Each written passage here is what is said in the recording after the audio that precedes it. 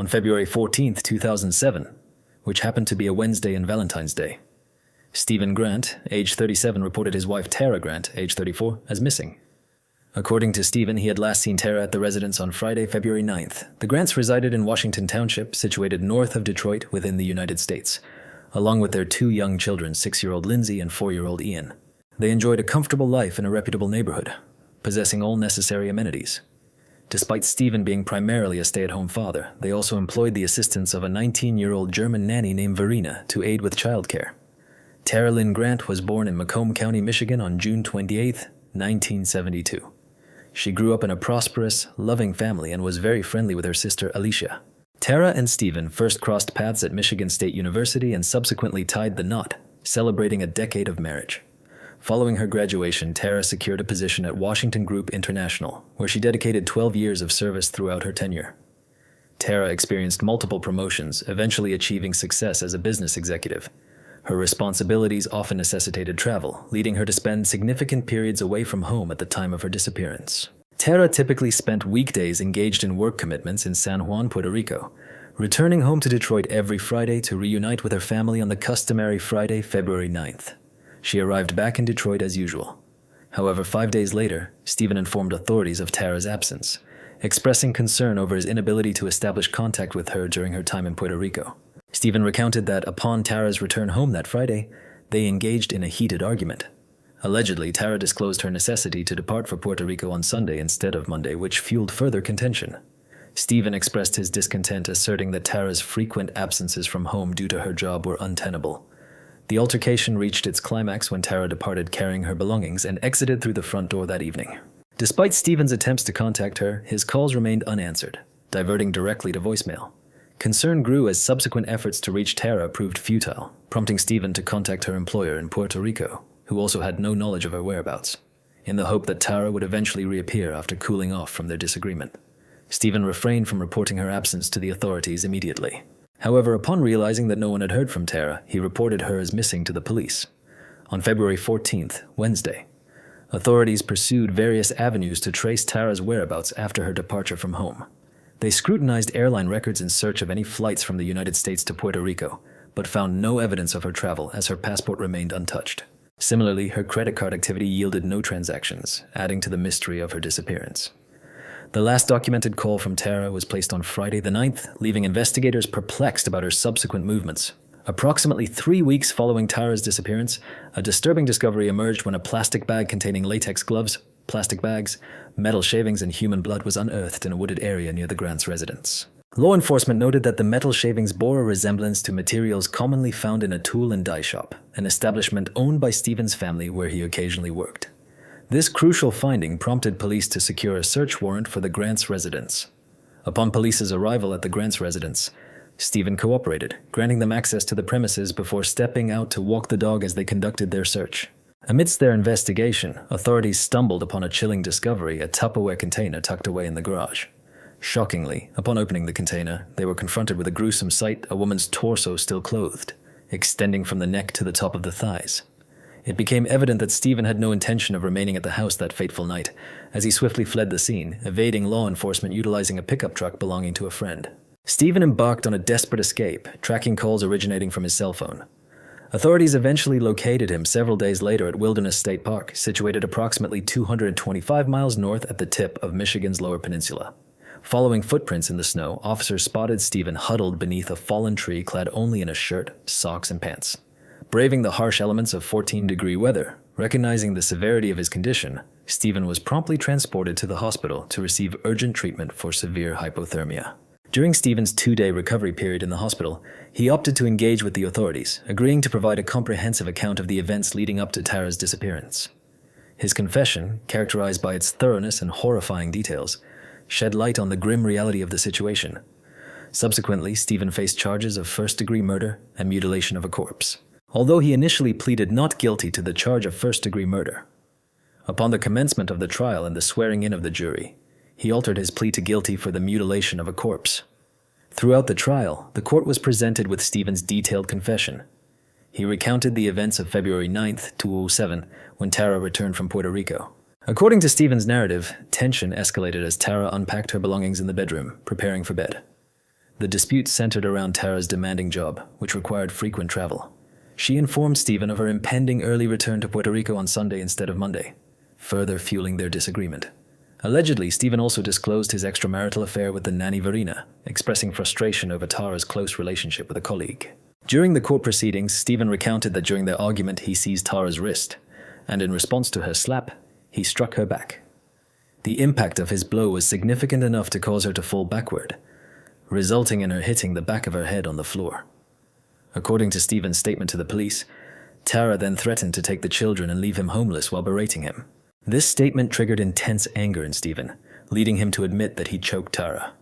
He confessed to placing his hands around her neck despite her attempt to grab his hand, expressing a sense of panic and awareness of the consequences. Acknowledging that he knew he would likely face imprisonment, Tara fought against Stephen's grip as he choked her, and he covered her face with a piece of clothing as he continued strangling her until she succumbed to death. The process of strangulation lasted for 4 agonizing minutes after Tara ceased to breathe. Stephen wrapped his belt around her neck and used it to transport her downstairs and into the garage. However, while attempting to place her in his SUV, the belt snapped, causing her to fall to the ground with a disturbing thud, which Stephen likened to the sound of dropping a watermelon on cement. This realization confirmed to him that he had caused her death. Subsequently, Stephen placed Tara's lifeless body in the SUV and shut the door before returning to the house. When the nanny Verena encountered him inside, he falsely informed her that he had argued with Tara and that she had departed.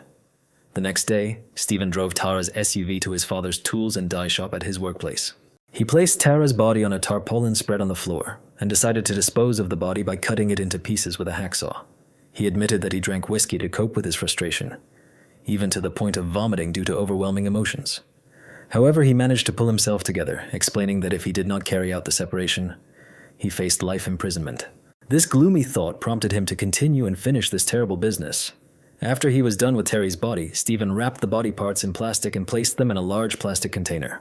The following morning, he took his children's sled to Stony Creek Park, placing the bin atop the sled and utilizing it to transport the bin from his car into the park. He proceeded to bury the body parts in various locations around the park. During his confession, Stephen informed the police of the whereabouts of the body parts, acknowledging his inadequate attempt at concealment by stating, "I did a very, very bad job of hiding anything. It's right there in the open." Upon learning that the police intended to search the park prior to his arrest, Stephen took preemptive action by retrieving the torso from the park and concealing it in the garage, where it was subsequently discovered by law enforcement.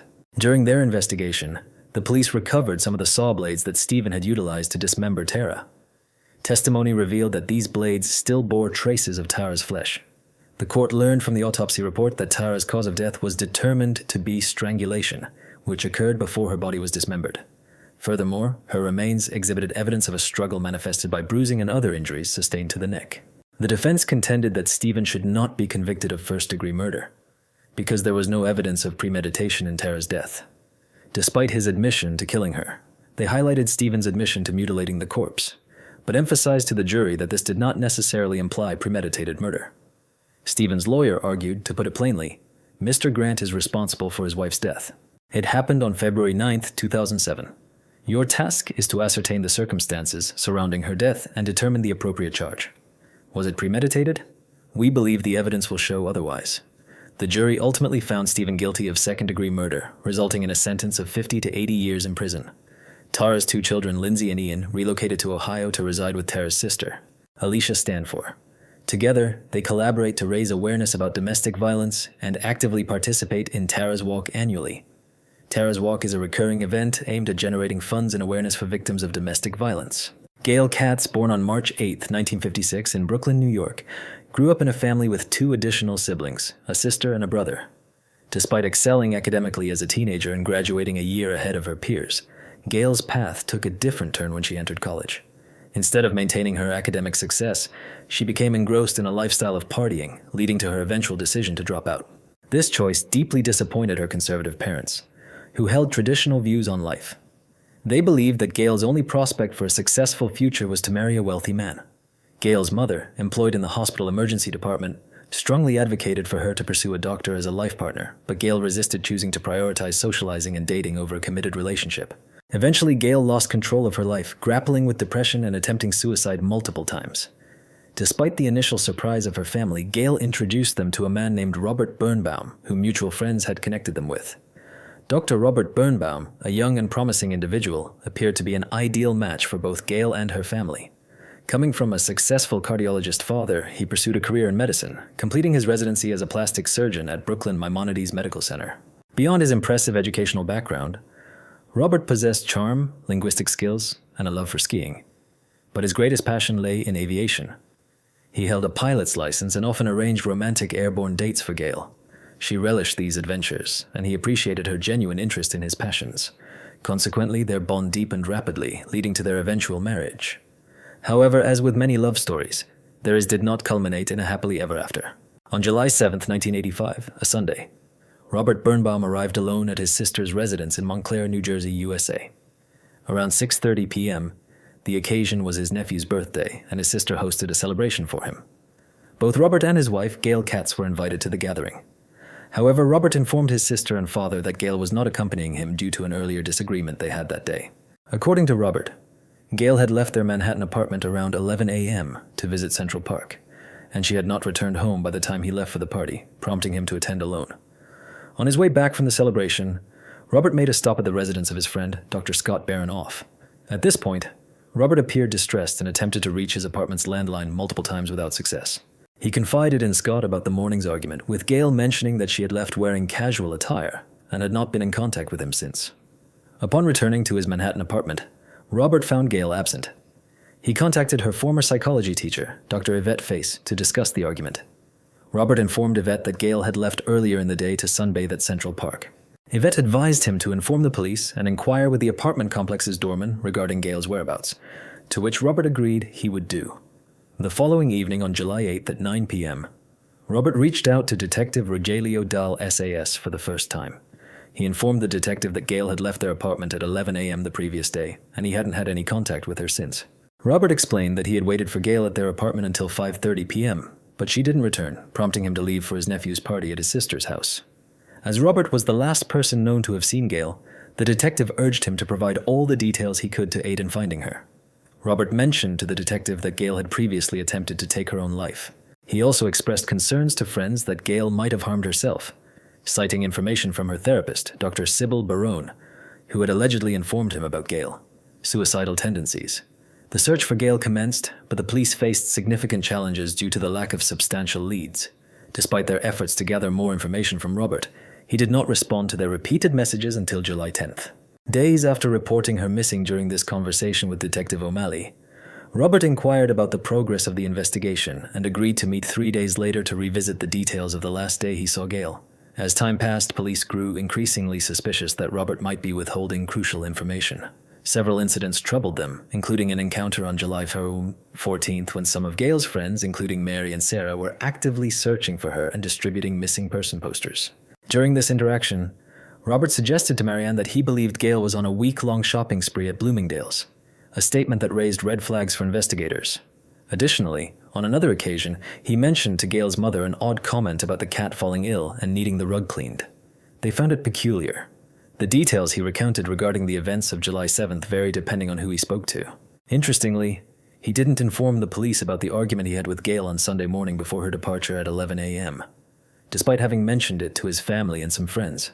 Instead, he informed the police that the argument took place the night before she went missing, citing financial matters as the cause. He asserted that they reconciled afterward, even mentioning a romantic dinner he prepared for Gail upon their return to their apartment on July 6th, stating that she went to Central Park the next morning at 11 a.m., despite repeated questioning by the police to ensure he disclosed all events of July 7th. He maintained that he remained in the apartment until leaving for the party at 5:30 p.m. However, this conflicted starkly with what he told Gail's friends, claiming he searched for her in Central Park between 11 a.m. and 5:30 p.m., even alleging finding her towel and suntan oil there. Remarkably, despite the significance of this information to Gail's disappearance, he did not share it with the police. Robert informed the detective that he had spoken to the doorman at their apartment complex, who remembered seeing Gail leave at 11 a.m. but not returning. However, when questioned by the police, the doorman claimed he didn't see Robert or Gail that day. Moreover, when Detective Dahl SAS requested to search the apartment in July after Gail's initial disappearance report, Robert only responded to the request on September 12th and allowed entry on September 30th, but with limitations. The police were not permitted to conduct searches for blood or hair samples, As suspicion regarding Robert's potential involvement in Gail's disappearance grew, the police delved into the state of their marriage, discovering a far from perfect relationship described as toxic by acquaintances. The relationship wasn't always tumultuous. They met in the early 80s when Gail was in college, and Robert was a surgical resident in Manhattan. Initially, Robert went to great lengths to impress Gail, showcasing his skills as a pilot and his proficiency in multiple languages. Appearing very romantic, their relationship was even described as magical in the beginning. However, things took a turn and they began arguing more frequently in the months leading up to Gail's disappearance. Gail's sister, Elaine Katz, recounted to the police an incident where she witnessed Robert forcefully feeding food to Gail at a restaurant, which deeply unsettled her. This was just one of several concerning occurrences discovered by the police. Both friends and family described Robert as controlling, and Gail confided in a neighbor that she felt uneasy at home. Gail had previously reported an incident to the police, where she alleged that Robert choked her into unconsciousness after catching her smoking on the balcony. Although Gail stayed with Robert after he agreed to see a psychiatrist, the psychiatrist later sent her a letter cautioning her that Robert might pose a serious threat to her life. Shortly before Gail was reported missing, she had started a new relationship and had decided to leave Robert. She confided in a friend that she planned to inform him of her decision to leave and file for divorce on July 7th. She also mentioned that if Robert refused to cooperate and agreed to a settlement, she would reveal the letter she received from his psychiatrist, warning her about the potential danger he posed, even considering showing it to his colleagues. The police found that the accumulation of circumstantial evidence pointed to Robert's involvement in Gail's disappearance. However, a significant obstacle remained. Gail had yet to be located. The search for Gail continued, as her family and friends persisted in their efforts to uncover the truth about her disappearance. However, Robert appeared unconcerned. He spent considerable time in the Hamptons, attending various parties and initiating relationships with other women. In September 1985, a woman named Dr. Roberta Chernovsky moved in with him at their marital home, and they were in a relationship for about a year. Throughout this period, despite ongoing efforts, no trace of Gail was found and no arrests were made. Although no arrests have been made, Gail's disappearance remained an active and open investigation, with Chief Investigator Detective Andy Rosenzweig revisiting the evidence. Aware of Robert's passion for flying and his status as a licensed pilot, Detective Rosenzweig focused on checking flight logs at the New Jersey airport. It was known that Robert often rented planes from there.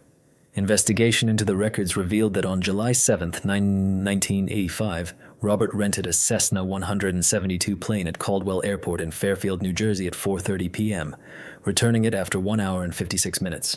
However, Robert had altered the date on his own flight log to the following day, July 8th. Detective Rosenzweig's discovery raised questions. Why did Robert attempt to conceal this flight? Detective Rosenzweig strongly suspected that Robert was responsible for Gail's death, theorizing that he had killed her and disposed of her body in the Atlantic Ocean. Robert's flight records indicated that he had sufficient time to make a round trip of approximately 165 miles over a portion of the ocean. However, lacking Gail's body, the district attorney's office felt there wasn't adequate evidence to secure a conviction. 4 years after Gail's disappearance, in May 1989, a torso washed up on Staten Island. At that time, DNA testing was not yet available. Instead, an X-ray technician compared an old chest X-ray with the torso and confirmed it belonged to Gail. The torso was released to her family, who held a burial service for Gail. Despite this identification, no charges were filed and Robert relocated to Las Vegas, where he established a successful plastic surgery practice, continued dating, and became well regarded in the community. In 1996, he married Janet Charlotte, and they later moved to North Dakota, where they had a daughter. Despite Robert's apparent moving on, Detective Rosenzweig remained haunted by the unsolved case of Gail's disappearance and decided to revisit it a decade later when forensic DNA analysis had become available. With Gail's family's consent, the torso was exhumed for testing, which ultimately revealed that it did not belong to Gail. Despite the absence of Gail's body, the police and the DA's office believed they had sufficient evidence to arrest and charge Robert with second-degree murder. Robert pleaded not guilty to the charges. The case against Robert relied solely on circumstantial evidence. No eyewitnesses, forensic evidence, confession, or body were present. Nonetheless, the prosecution argued that despite the circumstantial nature of the evidence, it unmistakably pointed to one conclusion: Robert's guilt in Gail's murder. They contended that he killed Gail in their apartment. Upon learning of her intention to leave him, according to the police, Robert then spent hours dismembering Gail's body before flying a plane over the ocean to dispose of it between Montauk Point, New York, and Cape May, New Jersey. The prosecution's task was to convince the jury that it was feasible for Robert to dispose of the body while piloting the plane, alleging that he acted alone. They presented 4 expert witnesses and a video demonstrating how such an act could be accomplished to support their argument. The jury received testimony from 4 expert witnesses: New York City's chief medical examiner, a seasoned New York City police pilot, an aviation safety inspector, and an airline transport pilot, flight instructor, FAA flight test examiner. They asserted that Robert, a surgical resident and pilot, could feasibly dismember a body the size of Gale's 5 feet 3 inch tall, 110 pounds, within a mere 10 minutes. They further testified that he could pack her dismembered limbs into a flight bag and transport them through an unmonitored rear exit of his apartment building, then walk 2 blocks to his car unnoticed. The experts also stated that Robert could load the flight bag onto the Cessna 172 plane without detection, piloting it over the Atlantic Ocean to dispose of Gale's remains. They noted that the rented plane was relatively straightforward to operate. The prosecution presented evidence of a motive to the jury, revealing Gale's affair and her desire to leave Robert. She had made plans, borrowed money, and was determined to depart on July 7th. The court learned that Robert failed to inform anyone, not even his family, of his flying activities on that day. The altered flight log was presented as evidence suggesting he flew on the following day instead. The court was informed about the tumultuous nature of Robert and Gale's relationship, including allegations of domestic violence. Robert himself had previously described their arguments as intense and volatile. There were accounts of him expressing hatred towards Gale and making statements indicating a desire to harm her. Testimony revealed both direct threats and perceived threats made by Robert in the autumn of 1983. Gale contacted her cousin Hillard Wise, an attorney, and disclosed that she and Robert had a heated argument during which he choked her, rendering her unconscious for the first time, although it wasn't the first instance of him choking her. Additionally, Gale's therapist, Dr. Sybil Baran, provided testimony contrary to Robert's claims that Gale was suicidal. Dr. Baran informed the jury that she had never discussed such concerns with Robert and did not believe Gale was suicidal. The defense contended that Robert was innocent, presenting Gale as someone with mental health challenges, a drug dependency, and unstable relationships with other men. They called a witness who claimed to have seen Gale in a bagel shop days after her disappearance. However, the prosecution highlighted to the jury that the witness's description of the woman did not match Gale's. After deliberating for 5 hours, the jury found Robert guilty of second-degree murder. Consequently, he was sentenced to 20 years to life in prison. Robert appealed the verdict, but was ultimately unsuccessful in overturning it. After completing 20 years of his sentence, Robert made a confession for the first time during a 2020 parole board hearing. He admitted to killing Gale and disposing of her body by throwing it out of an airplane. Aligning with the prosecution's theory of events, Robert recounted that they argued, and he became overwhelmed, ultimately attacking and strangling Gale. He then proceeded to fly an airplane, open the door, and discard her body over the ocean. When questioned about his motive for the murder, Robert attributed it to his immaturity and inability to manage his anger effectively. Despite his confession, Gale's body has never been recovered. On May 21, 2016, a Saturday afternoon, Douglas Dimitri, aged 35, visited the Ledgeview police station in Brown County, Wisconsin, United States, at 4:30 p.m., reporting his girlfriend as missing. Douglas cohabited with his girlfriend, Nicole van der Heijden, aged 31, a teacher along with their 6-month-old son Dylan and Nicole's 2 children from a previous relationship, Michaela and Tyler. Nicole's absence following a night out raised concerns, according to Douglas. Nicole had met with friends the previous night. He explained to the police that they had been out together but got separated during the evening. Upon returning home and discovering Nicole's absence, he assumed she had stayed over at a friend's place. The police questioned why he waited until the afternoon to file the missing person report. While the police initiated a missing person investigation, they were informed that earlier that same afternoon, before Douglas reported Nicole missing, the body of a woman had been discovered in a farm field by Richard Von de Hey, a farmer on Hoffman Road in Bellevue, merely 3 miles from Nicole's residence. The police initially struggled to identify the body and couldn't immediately confirm whether it was Nicole. Her injuries were so severe that she was unidentifiable, requiring dental records for verification. Unfortunately, it was Nicole. Nicole's body was found unclothed, save for a pair of socks and a pink wristband. She had suffered brutal beatings and had been strangled. Authorities observed significant trauma to the side of her head with a substantial amount of blood present. Additionally, there were numerous scratches and abrasions on her back and body. The official cause of death was determined to be ligature strangulation and blunt force trauma to the head. As the investigation progressed, police intensified their questioning of Douglas and conducted thorough searches of his residence and vehicle. They also interviewed his acquaintances and scrutinized cell phone records. A troubling pattern began to surface, casting further suspicion on Douglas. On May 20th, Nicole and Douglas made plans to meet friends, arranging for a babysitter to care for their child for the night. Their intention was to unwind and enjoy themselves. The evening began positively as they joined friends at a bar in Green Bay, before heading to the watering hole for a concert. Following the show, they proceeded to the sardine can on South Broadway, but Douglas opted to remain at the watering hole with his friend Greg. Matthew. Despite Nicole's disappointment at Douglas's absence, she made efforts to enjoy herself, as seen in surveillance footage from the sardine can, where she was observed dancing and socializing with friends.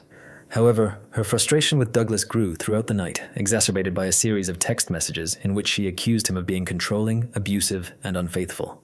Despite Douglas's assurance that he would join her at the sardine can, Nicole's patience waned. At 11:30 p.m., she attempted to call Douglas, receiving no answer.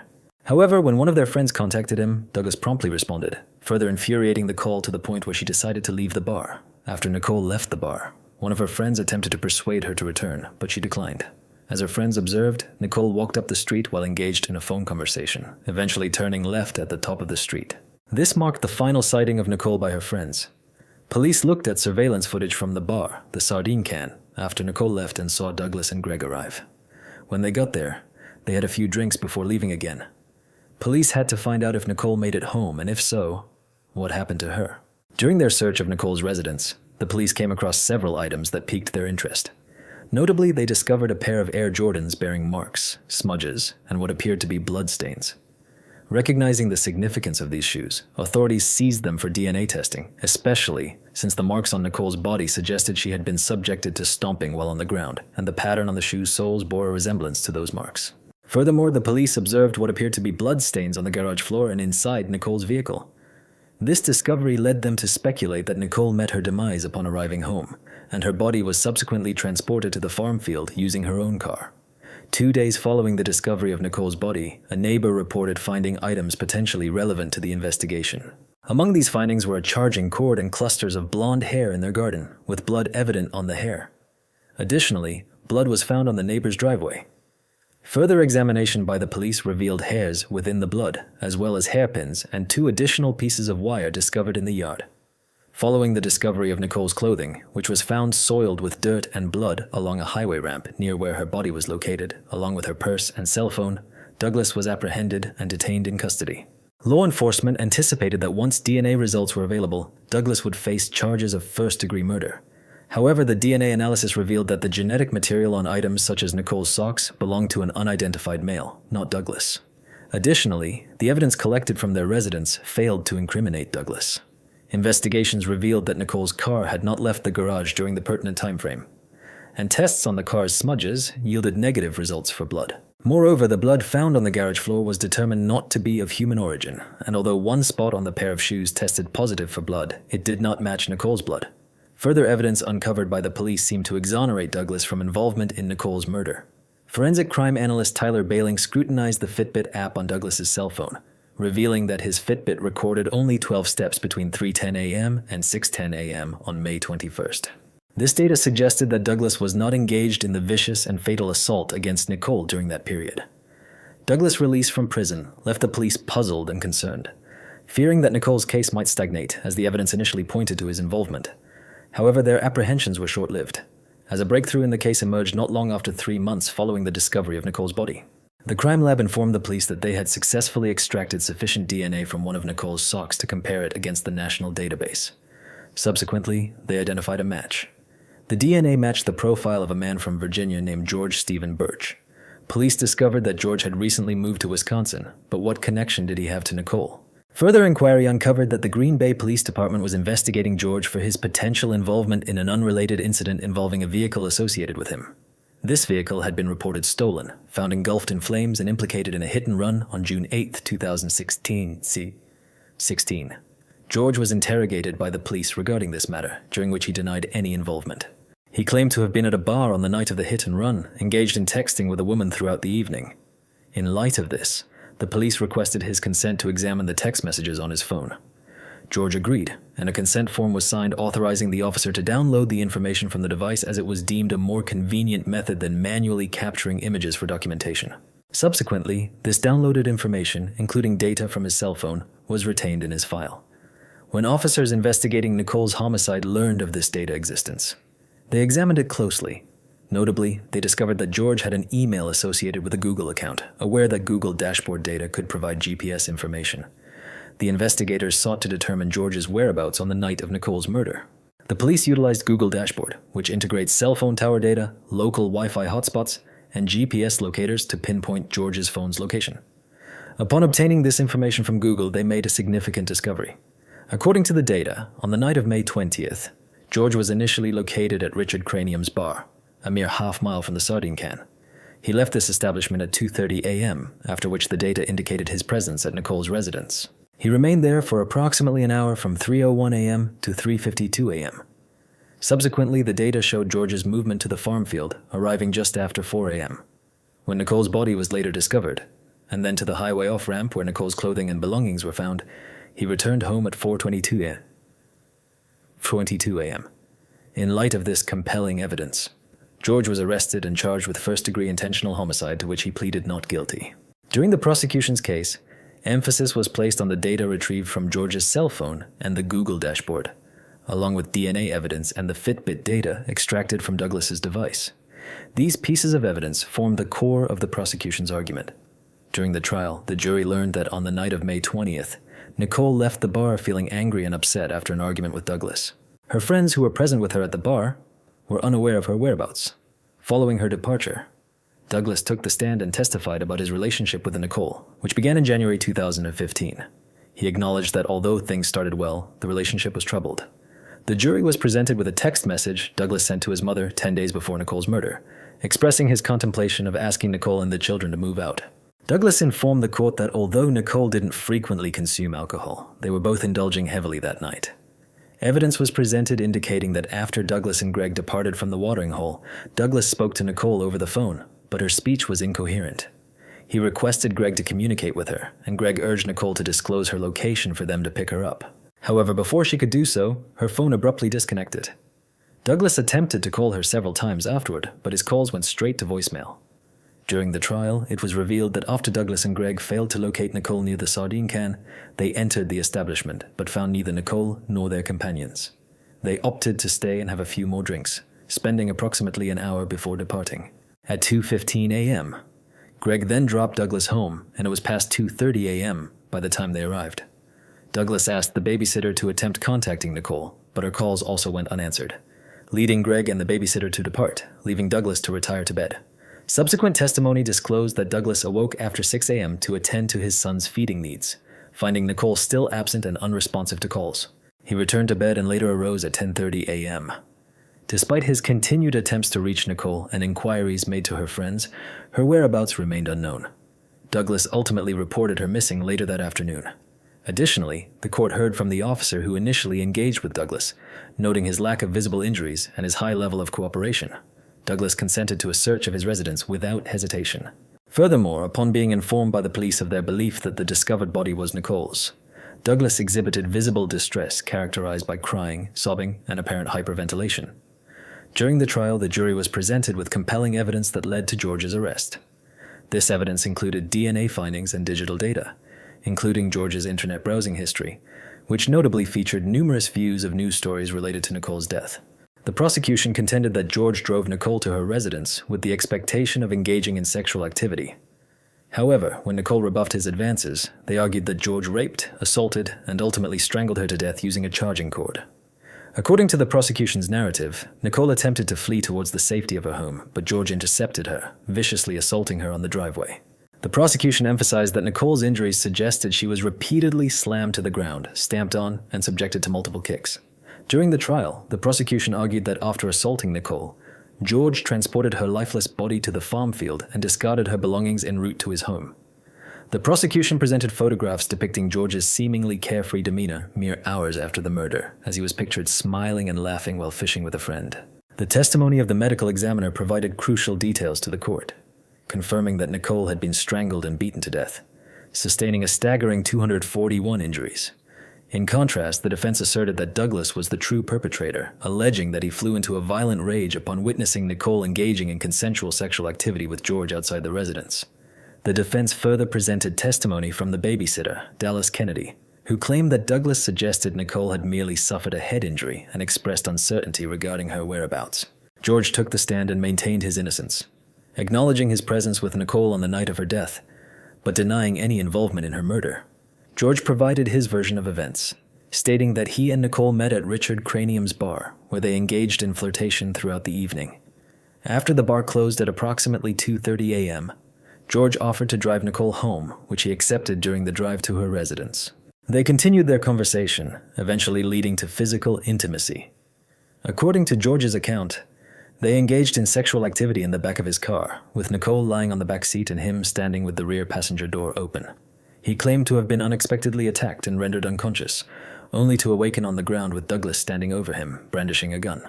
George asserted that Nicole was already deceased at this point, implying that Douglas must have killed her. He alleged that Douglas threatened him at gunpoint, coercing him into loading Nicole's body into his car and driving to the field to dispose of her. However, George claimed that he seized an opportunity to overpower Douglas, knocking him down and escaping. He then discarded Nicole's belongings from his car window while driving home. After the defense and prosecution concluded their closing arguments, the jury withdrew to deliberate on their verdict. Surprisingly, within just 45 minutes, they posed a question that greatly concerned the prosecution. Their request to examine the cord used in Nicole's strangulation, along with cords from Douglas's garage, hinted at the possibility of George's innocence and Douglas's guilt, which unsettled the prosecution. However, this speculation was proven wrong when the jury returned a verdict of guilty for George on the charge of first-degree intentional homicide. Following 3 hours of deliberation in a jurisdiction where the death penalty was not applicable, the severest punishment possible was life imprisonment, without the chance of parole or a sentence George received. During George's sentencing, Judge Zukowski remarked that Nicole Vander Heiden's death was the most brutal murder ever committed by one person in the history of Brown County. George filed an appeal challenging his conviction, asserting that his Fourth Amendment rights were infringed when the trial judge permitted the use of data obtained from his cell phone during the trial. He contended that the initial data extraction exceeded the consent. He granted that the retention of the data was unlawful and that accessing the data violated his reasonable expectation of privacy. George maintained that he consented to the extraction of his text messages solely for another case and did not anticipate its use in Nicole's case. Additionally, George argued that the evidence regarding the data extracted from Douglas's Fitbit should have been presented with expert testimony to aid the jury's comprehension, and its absence rendered the evidence inadequately authenticated. Despite these arguments, the Supreme Court dismissed George's appeal and upheld his conviction. Molly Cecilia Tibbett's was born on May 8, 1998, in San Francisco, California, to parents Rob Tibbett's and Laura Tibbett's.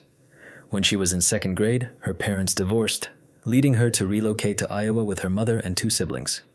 Despite the separation, her father maintained a close bond with the children. Molly resided in Brooklyn, Iowa, a small town approximately 70 miles east of Des Moines. She was pursuing a psychology degree at the University of Iowa. Additionally, she worked at a children's day camp at Grinnell Regional Medical Center and was gearing up for her sophomore year of college. On July 19, 2018, a Thursday, concerns arose when 20-year-old Molly Tibbett's failed to arrive for her summer job at a daycare center in Brooklyn, Iowa. Her absence was uncharacteristic, prompting her boyfriend Dalton Jack to attempt to reach her, only to find his calls unanswered. Diverting to voicemail. None of Molly's family or friends had seen her that day, prompting Dalton to report her disappearance to the authorities. According to Dalton, the last contact he had with Molly was the previous night when she was alone at home. Molly had been staying at Dalton's residence, shared with his brother Blake Jack in Brooklyn, Iowa, as she was looking after their dogs. Molly was last seen on the evening of July 18th. During police inquiries, Dalton informed them that he and his brother were away for work that week, leaving Molly alone at the house. He stated that his last interaction with Molly was through a Snapchat message received at 10:30 p.m. on July 18th, while he was in his hotel room watching a movie.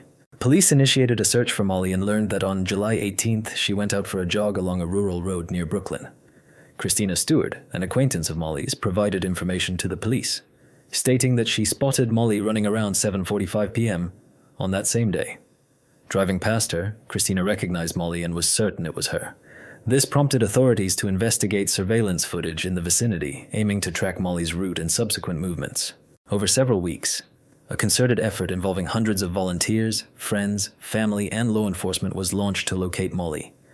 Yet no traces of her were discovered. The case took a promising turn when police obtained CCTV footage capturing Molly during her run. The footage depicted passing vehicles with one particular car catching attention for circling back and passing Molly once more. The individual identified by the police was Cristian Bajena Rivera, an undocumented Mexican migrant who had been working under an alias at a nearby dairy farm called Jacoby Farms for a duration of 4 years.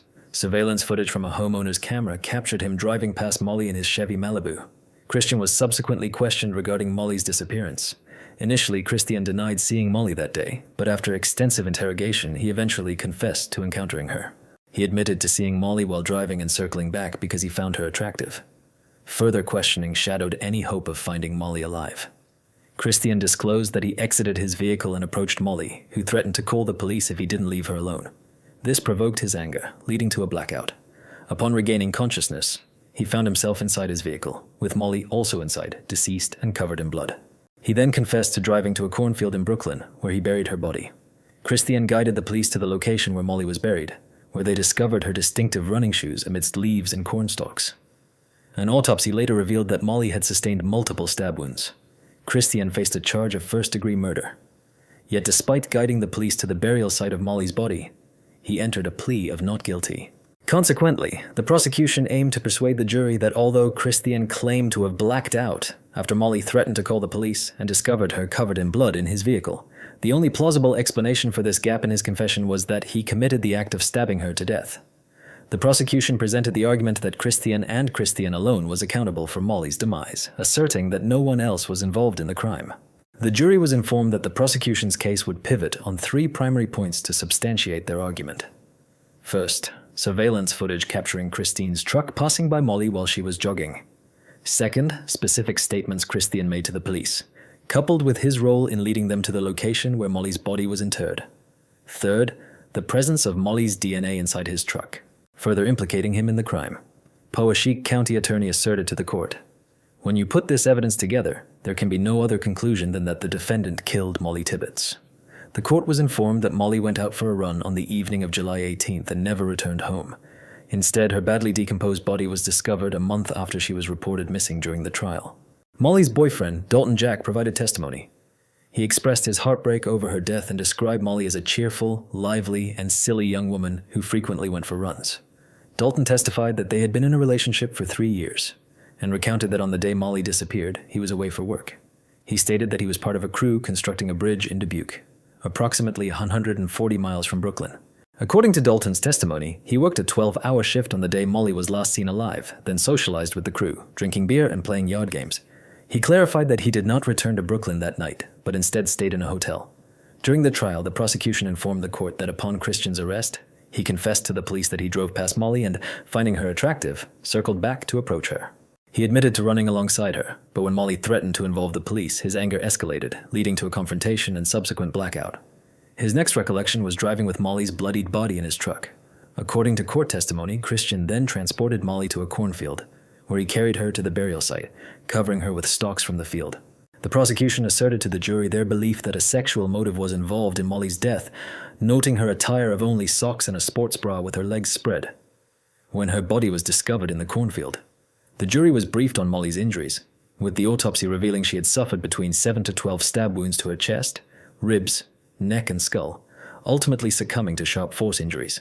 The prosecution presented additional evidence to the court highlighting Molly's DNA discovered in Christine's truck, particularly on blood spots found on the rubber trunk seal and trunk liner of his Malibu, emphasizing the totality of the evidence. The prosecution urged the jury to consider it comprehensively, asserting that it would leave no room for doubt regarding Christian's guilt. In contrast, the defense offered a different perspective. They argued that Christian was not responsible for Molly's stabbing, describing him as a hard-working immigrant who entered the country illegally as a teenager in pursuit of a better life. His attorney, Jennifer Fries, emphasized that the police prematurely concluded the investigation into Molly's case. Fries underscored that while Molly's family deserved justice, so did Christian Behena Rivera. The defense alleged that Christian was pressured into making a false confession. She described her client as a yes man and said that he always did anything he was asked to do. She told the jury that when police questioned him, it took place over the course of hours and hours. And after he had just worked a 12-hour shift, she told the jury that his confession was false and coerced. The confrontation continued until it was put in my client's head. Perhaps you blacked out the state in this case. They got what they wanted and they closed the case. They got what they needed. There was an intense amount of pressure to close this case, to arrest someone for this vicious crime. The defense contended that Christian never confessed to stabbing Molly and suggested the involvement of another party. They sought to raise suspicions about Dalton, portraying him as an imperfect boyfriend with a short temper. Dalton admitted during his testimony that he had a tendency to lose his temper and engage in past fights. Additionally, the defense asserted that Dalton wasn't a faithful boyfriend, as he admitted to making a mistake and cheating on Molly. Dalton confirmed that Molly discovered his infidelity by going through messages on his phone. Although Dalton claimed they had moved past the issue, further questioning by the defense revealed that just 3 days before Molly disappeared, she was still upset about it the day before she was last seen alive. She discussed the matter again. The defense also presented Dalton's phone records, indicating that he only called Molly once in the days following her disappearance. Despite her body not being discovered until a month later, the defense informed the jury about an unusual text message Dalton received from a woman with whom he had a prior relationship. This message came after Molly was reported missing amidst a large-scale search effort. It asked Dalton, "Is Molly alive?" Dalton acknowledged his faults and lack of honesty. He admitted to initially misleading the police by claiming he was watching a movie in his hotel room on the night Molly disappeared.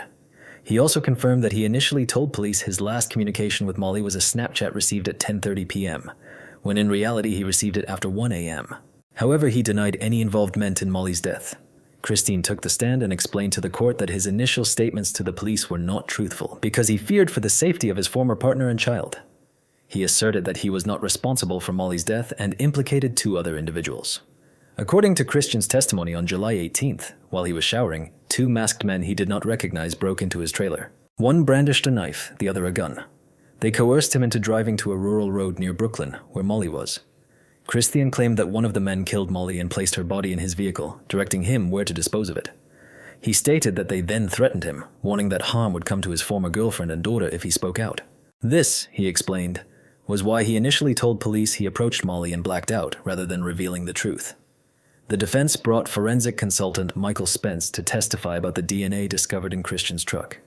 While he confirmed that Molly's DNA was present on blood stains in the truck, he also stated that other DNA was found, including that of at least one unidentified male and female. Iris Gamboa, the mother of Christian's daughter, testified that she had lived with him for 4 years until their relationship ended in 2017.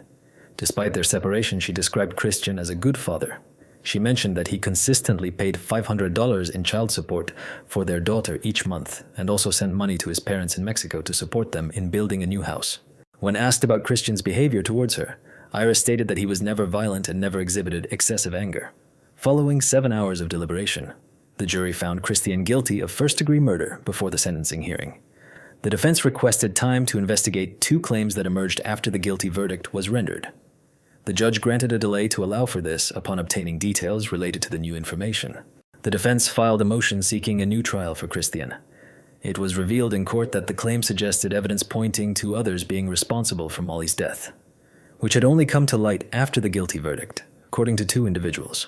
A man named Gavin Jones confessed to them that he was responsible for Molly's death.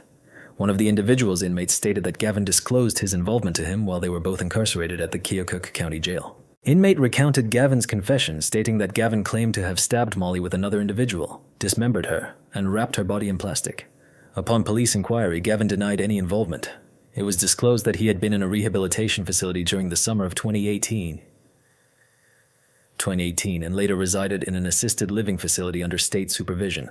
The defense also informed the court about a woman who came forward, claiming she was abducted at a Brooklyn gas station several weeks before Molly's disappearance. According to her account, a man at the gas station pointed a gun at his own head and made the statement that Mexicans shouldn't be in jail for killing Molly Tibbett's because I raped her and killed her. Based on this new information, the defense argued that the guilty verdict should be overturned as it was deemed unsafe and a new trial should be ordered. However, the judge disagreed with this argument. After reviewing the new evidence, presented a month after delaying the sentencing hearing, he concluded that it was unreliable. Furthermore, he found no compelling reason to overturn the verdict. The judge pointed out discrepancies between the alleged statement attributed to Gavin and the actual evidence presented in the case, noting that Molly had not been dismembered or wrapped in plastic. Additionally, the judge highlighted that many of the new allegations conflicted with the defense's own case and the evidence they presented during the trial. The motion was denied, and judge informed them that he would proceed with sentencing. Christian directing his words to Christian in court. Judge remarked, "You and you alone forever changed the lives of those who loved Molly Tibbett's." Given that Iowa does not have the death penalty, Christian, having been found guilty of first-degree murder, received a sentence of life in prison without the possibility of parole. Additionally, the punishment included an order for Christian to pay $150,000 in restitution to the Tibbett's family. Molly's mother, Laura Calderwood, delivered a victim impact statement addressed to Christian, which was read to the court. I come here to give a voice to our daughter, granddaughter, sister, girlfriend, niece, cousin, and friend, Molly Cecilia Tibbettts. Molly was a young woman who simply wanted to go for a quiet run on the evening of the 18th of July, and you chose to violently and sadistically end that life because of your act. Molly's father, Rob, will never get to walk his only daughter down the aisle because of your act, Mr. Rivera. I will never get to see my daughter become a mother. The statement described Laura's difficulty in breaking the tragic news of Molly's murder to her own mother, Judy Calderwood, particularly given Judy's deep faith and unwavering belief that Molly would be found alive. Laura recounted the moment, saying, I very quietly and softly said, Mom, I have some bad news. They found Molly's body this morning. Judy Calderwood's unwavering faith had been brutally shattered by your senseless act of violence. The prosecutor in the case expressed his belief that the jury made the correct decision with the verdict, and that the sentence imposed was appropriate, stating based upon the facts and circumstances of this case, it is very well deserved. Ryan Carter Poston was born on December 30th, 1982, in Fort Mitchell, Kentucky, to Lisa Carter and Jay Poston. He was the eldest of 4 siblings, having 3 younger sisters named Allison, Catherine, and Elizabeth Carter. Austin's educational journey took him to various locations, including Blessed Sacrament School in Fort Mitchell, the International School Manila in the Philippines, and the International School of Geneva in Switzerland during his high school years. He later pursued higher education at Indiana University, where he pursued a triple major in history, geography, and political science. Subsequently, he attended law school at Northern Kentucky University in Highland Heights, earning his Juris Doctor degree. Following his education, Poston embarked on a career as an attorney practicing law in Cincinnati, Ohio. In 2011, Ryan Poston, then 28 years old, crossed paths with 20-year-old Shayna Hьюbерс through Facebook. Their connection stemmed from Hьюbers being friends with Poston's step-cousin. Following their initial interaction, Poston and Hьюbers commenced a romantic relationship at the onset of their relationship. Hьюbers was enrolled as a psychology student at the University of Kentucky in Lexington, situated approximately 80 miles away from Highland Heights, where Poston resided. Hьюbers graduated with honors cum laude and was actively pursuing a master's degree in school counseling at the time. On October 12, 2012, a Friday 29-year-old Ryan Poston was at work eagerly anticipating his evening plans. He had a date scheduled with Miss Ohio Audrey Bolt and was looking forward to it. Ryan resided alone in a condominium located in Highland Heights. That evening, upon finishing work, Ryan returned to his condominium to prepare for his date. He had arranged to meet Audrey at a bar at 9:30 p.m. However, when Audrey arrived at the designated bar, Ryan was nowhere to be found. That night, Emergency Medical Services EMS received a call originating from Ryan's condominium. The caller was identified as Shayna Hьюbers, Ryan's 21-year-old ex-girlfriend. Shayna, a graduate psychology student residing in Lexington, had been in an on-and-off relationship with Ryan for 18 months. Earlier that day, Ryan had informed colleagues that he had ended his relationship with Shayna and intended to inform her about his upcoming date with Audrey. Later that evening, during the call, Shayna informed the dispatcher that she had shot Ryan and that he was deceased, claiming it was an act of self-defense. She recounted that Ryan had thrown her against the couch and reached for his gun, prompting her to shoot him multiple times. Shayna further stated that she fired additional shots to ensure his death because he was twitching and appeared to be dying anyway, remarking that he was making peculiar noises. Shayna informed the dispatcher that she had shot Ryan approximately 15 minutes prior to calling for help. Shayna was charged with first-degree murder, second-degree murder, manslaughter, and reckless homicide in connection with the death of Ryan Poston. While Shayna did not dispute shooting Ryan, she maintained that the act was done in self-defense. The prosecution argued that Shayna's obsession with Ryan led her to shoot him after he ended their relationship, and expressed interest in dating another woman. They contended that Shayna discovered Ryan's plans for a date on October 12th, which motivated her to commit the crime. The court learned that their relationship began in March 2011, when Ryan initiated contact with Shayna through Facebook, and they maintained an on and off relationship for 18 months thereafter. Despite Shayna's claim during the call to EMS that she fired additional shots after the initial one, evidence presented in court revealed that Ryan was shot a total of 6 times. The jury was shown a video of Shayna's police interview conducted shortly after the shooting, which lasted approximately 3 hours. In the video, Shayna was observed dancing and singing Amazing Grace in the interview room. She alleged to the police that Ryan was under the influence of drugs and had been abusive towards her. According to Shayne, his account on the evening of October 12th, Ryan allegedly subjected her to severe physical violence, throwing her around the room and causing her to collide with furniture, fall onto the floor, and even hit the television. After the alleged assault, Shayna claimed that Ryan sat at the dining table shouting and expressing his hatred towards her. When he reached for his gun, Shayna asserted that she acted in self-defense by seizing the weapon and shooting him. She characterized Ryan as evil and justified her actions to the police, stating that he deserved it. Shayna reported to the police that Ryan collapsed to the floor after she shot him. Initially, she claimed to have fired additional shots as he twitched and emitted strange noises. Fearing that he would either die or be left with severe facial deformities, Shayna mentioned Ryan's vanity, alleging that he had desired rhinoplasty, and remarked that by shooting him in the face, she was merely granting him the nose job he always wanted. During the trial, Chief Bill Birkenhauer, a witness for the prosecution, testified that the crime scene contradicted Cheney's version of events. According to Shayna, Ryan had thrown her into the television, but Chief Birkenhauer stated that the television was undisturbed and even had dust on it, suggesting it had not been touched. Additionally, Shayna claimed that Ryan reached for his gun while sitting at the dining table, but the court was informed that the dining table showed no signs of disturbance, and there were no indications of a struggle. The state of disarray in the condominium was addressed by Jay Poston, Ryan's father, who testified that the place was often in disorder, describing Ryan as a bit of a slob. The court also learned that despite Shania's allegations of abuse, an examination conducted by a police officer at the station did not reveal any injuries. Only a slight discoloration on her chin was observed, with no other markings on Shania's body. The prosecution called Ryan's neighbors Vernon and Doris West to testify they resided in the condominium directly below Ryan's.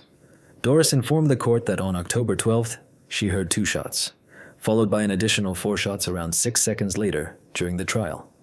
When asked if she had heard any noises before the shots, Doris West testified that she did not hear any screaming or yelling prior to the shots. Similarly, Vernon West stated that he heard 2 shots, followed by what he perceived as a person falling and then 4 more shots. He also did not hear any sounds like yelling before the shots were fired. The prosecution called one of Shayna's friends to testify, revealing that 11 days before Ryan was shot, Shayna had sent her a text message stating, "When I go to the shooting range with Poston tonight, I want to turn around, shoot and kill him and play like it's an accident." Another friend testified that Shayna had mentioned to her that a part of her wanted to turn around and shoot him when they were at the shooting range together. Additionally, the court heard that Shayna had sent text messages to her friends expressing her hatred towards Ryan during the trial. One of Ryan's friends testified that shortly before Ryan's death, Ryan confided in him about his intention to break up with Shayna.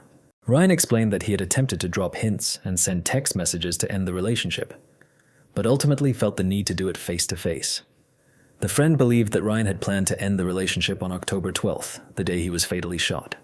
Additionally, the receptionist at the law firm where Ryan worked provided testimony. She recounted an interaction with Ryan 2 weeks before his death, during which he appeared sad and confided in her about his relationship struggles. Ryan asked her, "How do you break up with someone that doesn't want to break up with you?" He also inquired about her opinion on men seeking restraining orders. On the day of his death, Ryan seemed happy at work, informing the receptionist about his upcoming date with Miss Ohio. That night, the court learned that Ryan appeared apprehensive about telling Shayna definitively that the relationship was over. During the trial, the defense argued that Shayna shot Ryan in self-defense, presenting her as a victim of domestic violence. Shayna herself testified, providing insight into their tumultuous relationship. Shayna recounted that prior to November 2011, she and Ryan had occasional meetings and frequent texting. However, after November 2011, they experienced multiple breakups. According to Shayna, in April 2012, she confronted Ryan about derogatory remarks he had allegedly made about her to others. This confrontation led to an altercation during which Shayna claimed Ryan physically assaulted her by throwing her onto the doorstep of his condominium and repeatedly hitting her body with the door as she attempted to gather her belongings and leave. Between April and July 2012, Shayna asserted that she and Ryan were not in a relationship. However, they reconciled in July 2012 with Ryan imposing certain conditions on their relationship. These conditions, as testified by Shayna, included demands for her to speak less, to pursue hobbies, and to engage in sexual activities with him and other women. Shayna testified that during their outings, Ryan would belittle her and make comments about her eating habits. On April 23, 2015, Shayna Hьюbерс was found guilty of the murder of Ryan Poston after 5 hours of jury deliberation. Following the verdict, the jury recommended a 40-year prison sentence. Hьюbers' legal team sought a new trial, contending that they were hindered from presenting evidence and witnesses that would have supported Hьюbers' claim of self-defense in Austin's killing. Additionally, they petitioned the judge to recognize Hьюbers as a victim of domestic violence, which could potentially lessen her required prison term before parole eligibility under state law. Hьюbers would have been mandated to serve 85% or 34 years of her sentence before being considered for parole. However, her attorney's motion aimed to reduce this requirement to only 20% of her sentence before parole, Eligibility. 4 months after her conviction, Huber received a 40-year prison sentence, aligning with the jury's recommendation. With the possibility of parole eligibility after 20 years, the presiding judge dismissed the notion that Hübers was a victim of domestic violence, and remarked that he had contemplated imposing a sentence greater than 40 years following her initial sentencing. Shayna Hübers filed for a new trial, which was granted on August 25, 2016. The conviction was overturned due to the revelation that one of the jurors had concealed a felony conviction, which violated Kentucky law prohibiting convicted felons from serving on juries. Subsequently, Huber's new trial was scheduled to commence on September 18, 2017. However, it was postponed for 4 months and rescheduled to begin on January 16, 2018. Hübers' newly appointed out-of-state attorney requested and was granted a 6-month extension to adequately prepare for the retrial. The second trial commenced on August 8, 2018. The retrial extended over a longer period than the initial trial, lasting 16 days. Additional witnesses were called to testify. 3 incarcerated women who had been with Shayna provided testimony. Donna duly testified that Shayna had told her she intentionally made noise in the condominium before shooting Ryan, to create the impression that he was abusing her, according to Donna. Shayna shot Ryan because he intended to leave for a date. During the retrial, Holly Nivens testified that Shayna initially claimed to her that Ryan had abused her. However, Shayna later admitted that Ryan had not abused her and confessed that she shot him because he wanted to end the relationship. Holly informed the court that Shayna recounted how Ryan attempted to avoid a confrontation by locking himself in his bedroom that night. But Shayna managed to pick the lock with a bobby pin to gain access. Cicely Miller, another inmate, testified that Shayna displayed a callous attitude when discussing Ryan's death. Shayna allegedly laughed as she spoke about the incident and admitted to killing Ryan because he wanted her to leave. All 3 inmates who testified asserted that Shayna exhibited no remorse whatsoever. Furthermore, Holly informed the court that while Shayna was incarcerated, she would feign tears during phone calls with her family, but would wink and smile at her fellow inmates. Simultaneously, during the retrial, Shayna testified again, acknowledging her possessive and controlling behavior throughout her relationship with Ryan. She admitted to frequently searching his phone, blocking women he was acquainted with on Facebook, and employing manipulative tactics to prevent him from leaving her, such as feigning a heart condition. Shayna confessed that whenever Ryan attempted to end the relationship, she would inundate him with multiple text messages and intrude into his condominium without invitation. Additionally, on October 1, 2012, Shayna impersonated a potential client of Ryan's law firm using a friend's cell phone, insulting him during the call. However, Shayna maintained that despite her controlling behavior, Ryan had been abusive towards her. According to her testimony, when she arrived at Ryan's condominium on the night of October 12th, he appeared angry and verbally abused her, labeling her as crazy and unstable. Shayna recounted attempting to retrieve her belongings from the bedroom to leave when Ryan allegedly grabbed her by her clothing and threw her into another room, falling on top of her while clutching her hair and screaming at her. She described his eyes as usually blue, but claimed they appeared completely black that night. During her testimony, Shayna recounted the altercation with Ryan, stating that after managing to free herself from under him, they continued to struggle. She testified that her memory became hazy afterward, but she recollected sitting near the dining table and attempting to stand up, only for Ryan to push her back down. According to Shayna, Ryan then retrieved his gun, pointed it at her, and threatened her, asserting he could get away with it. She claimed that after Ryan momentarily set the gun down and walked away, he returned to the dining table and reached for the weapon. It was at that moment, as she testified, that she seized the gun and shot him. Shayna admitted to calling her mother before contacting 911. Despite Cheney's assertions of self-defense, the jury at her retrial did not believe her version of events and found her guilty of murder. Consequently, she received a life sentence longer than the sentence imposed during her initial trial. While awaiting her retrial, Shayna married a woman in prison, but filed for divorce after being convicted again. Currently incarcerated, she may be eligible for parole on celebration in 2032. What do you think of today's story? Write your opinion about this case in the comments. I thank you for your attention and recommend subscribing to the channel, as well as clicking on the bell to not miss new videos that are released daily. Take care of yourself and your loved ones. See you soon.